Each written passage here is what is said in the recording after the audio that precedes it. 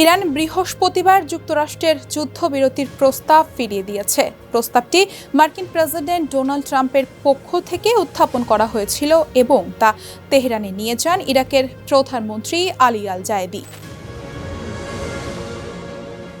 এমন এক সময় এই ঘটনা ঘটল যখন ট্রাম্প যুদ্ধের লোডশেডিং কিংবা ঘরের বাইরের তীব্র গরমে ওয়ালটন রিচার্জেবল ফ্যান থাকলে থাকবে শুধু বাতাস আর বাতাস। পরিসর বাড়ানোর হুমকি দিচ্ছেন এবং ইরানের জরুরি অবকাঠামো লক্ষ্য করে হামলা চলছে।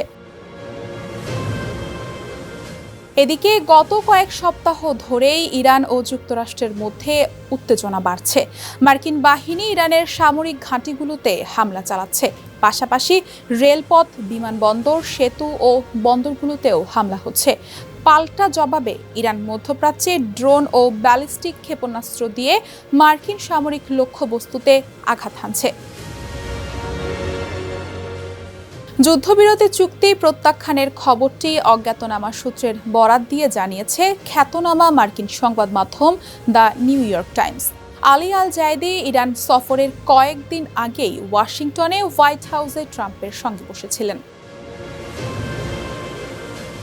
এদিকে ইরাক এরই মধ্যে নিউ ইয়র্ক টাইমসে প্রকাশিত এই খবর প্রত্যাখ্যান করে জানিয়েছে এরকম কোনো প্রস্তাব তারা নিয়ে যায়নি। ইরাকের প্রধানমন্ত্রীর দপ্তর থেকে বলা হয়েছে, নিউ ইয়র্ক টাইমসে বৃহস্পতিবার যে দাবি করা হয়েছে তার সম্পূর্ণ ভিত্তিহীন এবং এর সঙ্গে বাস্তবতার কোনো সম্পর্ক নেই।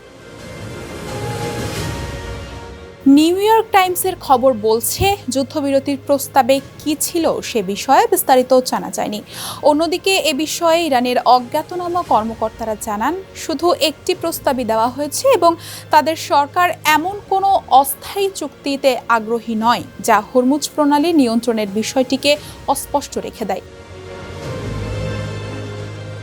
নিউ ইয়র্ক টাইমসের খবরে আরও বলা হয়, তেহরানে প্রতিনিধি দলসহ সফর করেন আল জায়েদি, যেখানে তাদের সঙ্গে জ্যেষ্ঠ ইরাকি কর্মকর্তাদের বৈঠক হয় এবং দেশটির প্রেসিডেন্ট মাসুদ পেজেশকিয়ানের সঙ্গেও আলোচনায় বসেন তারা।